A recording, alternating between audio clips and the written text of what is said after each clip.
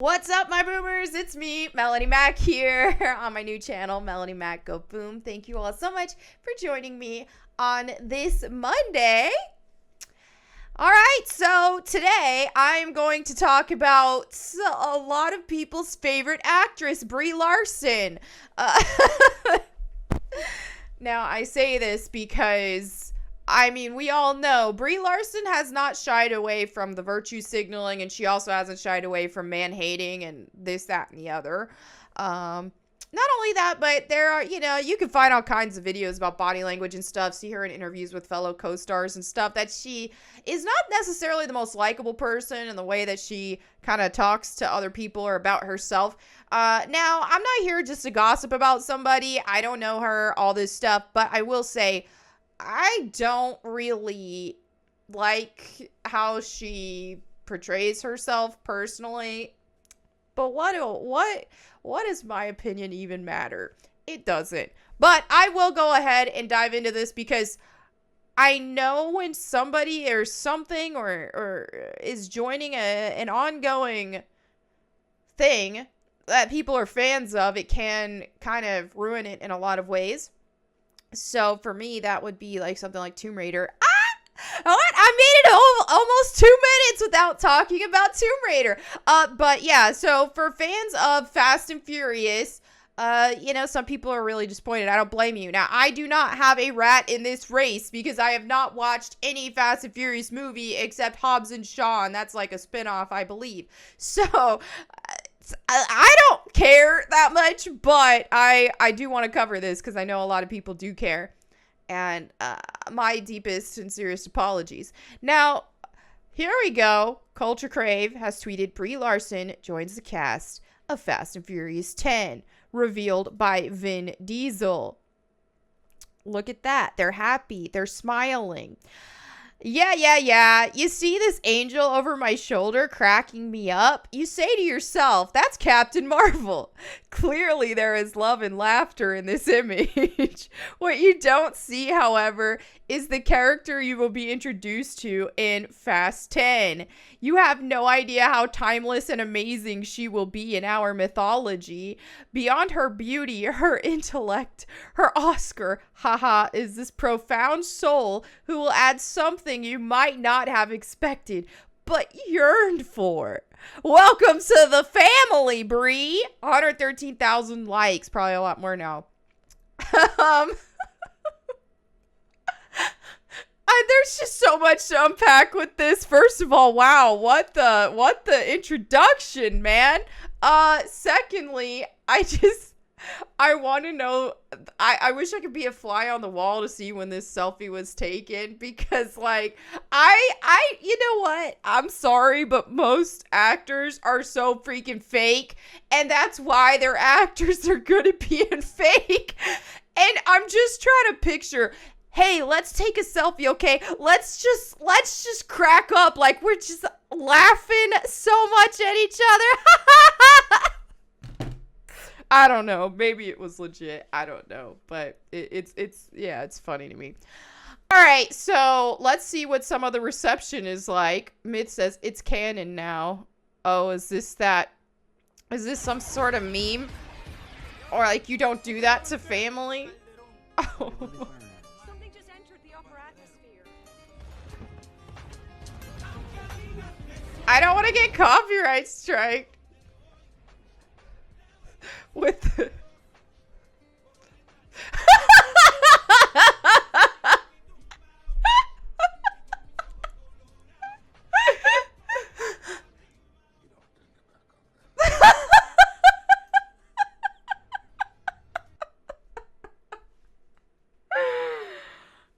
That's kind of funny, dude. All right, let me guess. She's the long-lost sister of Vin Diesel that turns into an assassin. All right, can't wait no more. Fast 10 must include every possible interesting actor there is. Jason Statham, Dwayne Johnson, Vanessa Kirby, the Usos, Roman Reigns, John Cena. They all gotta be in it. I really don't have any opinion on Brie. I'm just annoyed that they're still making Fast and Furious movies. Are they going to Mars this time? Fast and Furious 50. It's never a last ride. Okay. Okay. It looks like a lot of people are kind of excited about it, confirming my theory that Fast and Furious is a part of the MCU and Dom is a mutant.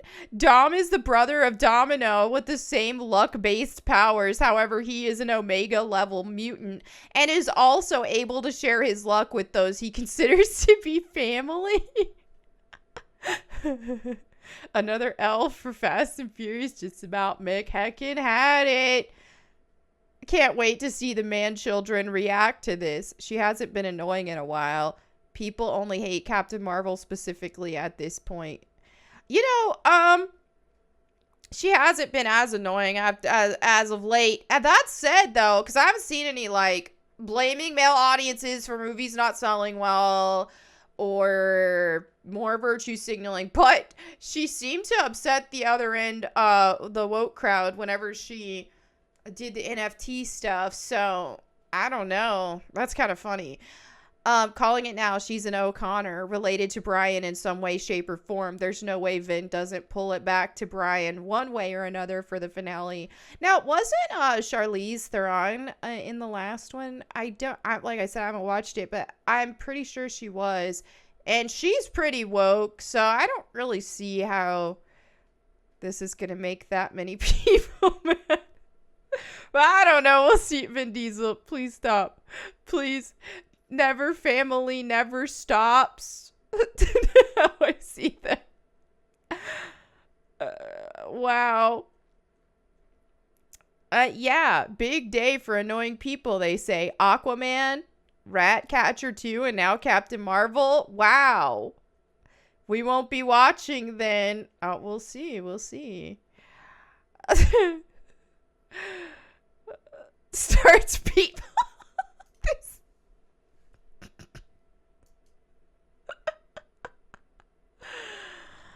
Okay.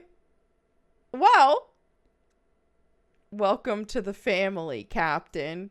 All right. Well, you know, okay, that's that. I don't really know what more to add because I'm not a Fast and Furious fan per se. So I'm curious to see what you guys think in the comments. But let me go ahead and, speaking of comments, read some comments from some of my recent videos. Scalliano the first says, personally, I don't count any of the Crystal Dynamics games as canon. The whole appeal of original Lara for me was that she didn't need anyone. I agree, and I don't count any of the Crystal Dynamics games as canon, nor do I count any of the movies as canon. As much as I do like Angelina Jolie's portrayal of Lara Croft, and I feel like her personality was so freaking perfect, I still, apart from the dad stuff they shoehorned in there, I still don't count them as canon for multiple reasons. There's just certain things that are out of Lara's character that are pivotal to her character. And one of those things is that Lara was such a loner. And so, yeah, I don't think that Crystal Dynamics personally has a grasp on what makes Lara Croft and her personality. I don't think that Crystal Dynamics has ever once gotten it right. The closest they have is young Lara in Shadow of the Tomb Raider. Her personality was the closest we've seen, the kid Lara, to actual Lara Croft's personality, classic Lara's personality, in my opinion. Granted, they did get somewhat close with, like, Underworld and stuff, but still not quite there. I think with the Legend Anniversary and Underworld in general, they made Lara Croft a bit too emotional, and that was the thing about classic Lara, and you'll especially see in, like, the first Angelina Jolie movie especially, is that one thing about Lara is that she wasn't controlled by her emotions, and she wasn't that emotional of a person. You know, she could be going through the most craziest of things, and she just never not lost her cool, ever. And she, not that she was some Mary Sue, she had her own, her biggest flaw was that she was overconfident, and that always got her in trouble. But yeah, she never lost control of her emotions. And Yeah, Crystal Dynamics does the very opposite of that with Lara Croft. All right, so let's see. Eat Wave says, why should anyone expect the main character of a series named Tomb Raider to be a pure-hearted hero? That's exactly how I feel. And for some reason, they are so intent on making Lara Croft some hero and some good character, but she's a Tomb Raider. Like, you know, I don't know, man.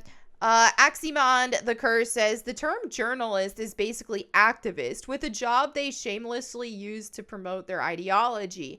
And if companies listen to them over their own customer base, they shall follow the established formula. Get woke, go broke. I agree. I think like a lot of gaming journalists are just so obsessed with activism, and we've seen that kind of fall into the gaming influencer space as well, to where a lot of influencers have been pushed to, you have to be an activist. And if you're not an activist, and if you're not speaking out on this issue or that issue or the other issue, then, we're going to judge you as a person. And it's gotten just ridiculously out of hand. MA says the journos are at it again. Deep sigh. Aren't they always? Sober Saber says the censorship is because of Square Enix's ethics department, whose only purpose is to mandate changes to games in order to make them more woke. This is going to affect all of their future releases. I'm not even sure about waiting for Final Fantasy VII Remake Part 2, since they changed so much in Part 1, with Tifa's bust size being the least egregious. I am so bad at pronouncing certain words. Change. And here's the thing, even beyond just that kind of stuff, I will be totally honest, I feel like I have an unpopular opinion on this, but I did not like Final Fantasy VII Remake. I did not.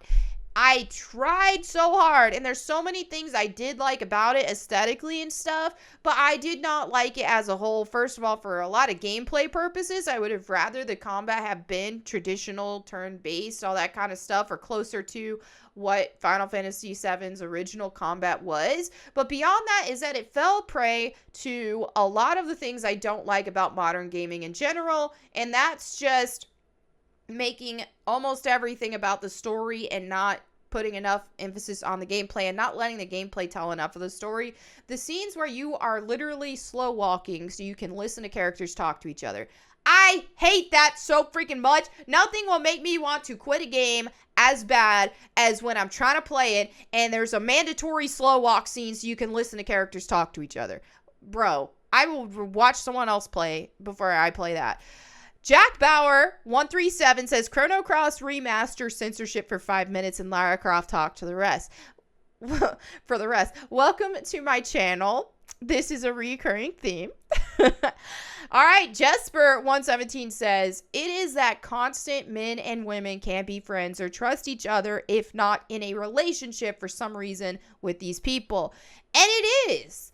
Used to, it was, men and women can't be friends. And anytime that a man or woman was a friend, it was like, they must be sleeping together. Or they must like each other, this or that.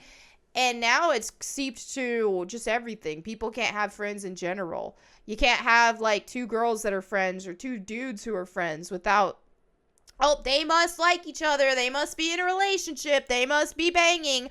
It's like... I don't know, dude. It's just gotten ridiculous. People can't just enjoy stuff. All right, let me go ahead and go into the verse of the day that I picked for today. Today's video, Isaiah 40:29-31. It says, He gives power to the faint, and to him who has no might, he increases strength. Even youths shall faint and be weary, and young men shall fall exhausted. But they who wait for the Lord shall renew their strength. They shall mount up with wings like eagles. They shall run and not be weary. They shall walk and not faint. So something to remember in life is that we're human. We have our weaknesses, and we're going to have moments of weakness. But dude, just remember the God you serve, because this is the thing, is God... It has so much infinite power and strength that we can't even fathom. And God will give us strength. We need to seek him. Just remember the God you serve and feel empowered in that, no matter what you're going through. Okay? It doesn't matter. Yeah. So, just hang tight, man. Y'all got this. Stay strong. And now, speaking of, my faith and things like that, I started uploading. I mean, I always, on my Instagram stories, that's my Instagram stories, I feel like that's kind of like my home, man. That's where I'll share a lot of stuff that I normally wouldn't even necessarily post like on Twitter or something like that, because you don't have to worry with Instagram stories about engagement, about entertaining people necessarily. It's just like, hey, this is just where I just share some of my thoughts or share some things that are inspirational to me, or just whatever it may be. So I've been sharing a lot of my Bible studies and things like that, because I have been, one of my resolutions for this year has been to read the Bible again, but with like a fresh mind, and not just take it as I've been taught, and just try to unpack it and try to understand it to the best of my ability for what is actually there. Because I find that there are a lot of things in the Bible that have just been taught a certain way, but that aren't necessarily what is being said. Now, of course, there's a lot of discernment that has to be applied here, and there's a lot of prayer that goes into it, and because I would never want to misinterpret something, and I am human, so there's going to be times where I will misinterpret certain things, but I am doing my best. And so, yeah, I've shared some of that. Like, I've been doing some studies on hell, and for example, when it comes to people who go to hell, the burning for eternity thing versus they burn up and they cease to exist, like it's a second death, and not necessarily an eternal burning. So, you obviously have the eternal burning for like Satan and his fallen angels and that kind of thing. But there's different interpretations about what that means for people. Now, that does not negate from the importance of eternal salvation and all that, but it's just something I'm studying. And so I've been sharing some of that. Some people have asked me some questions in my DM requests. They're like, well, what about people who don't believe? What about people who don't believe in Jesus? What's going to happen to them? Don't you think that's harsh that you believe this? Oh, it's like, dude, it's right there. I believe in the Bible, period. So I don't know. I think people sometimes want me to be this fluffy, tell you what you want to hear type person, where I'm going to be like, oh, no, it's okay. We all have our own way, But that's not how it is. That's not why I share anything that I share on my platforms. I ain't going to sit here and sugarcoat anything. Now, you believe whatever the heck you want. I ain't going to push what I believe on anybody. But if you're going to walk into my home on my Instagram stories and be offended by my opinions, well, hey, I mean, that's on you. Because I'm not going to sugarcoat things. If people want to ask me a question and say, well, if I don't believe in Jesus, will I still go to heaven? I ain't going to lie to you. I don't know. No. Jesus is the only way, period. So you can disagree. I ain't going to force my belief on you. But if you're going to ask what I think and my opinion, I would give it, period.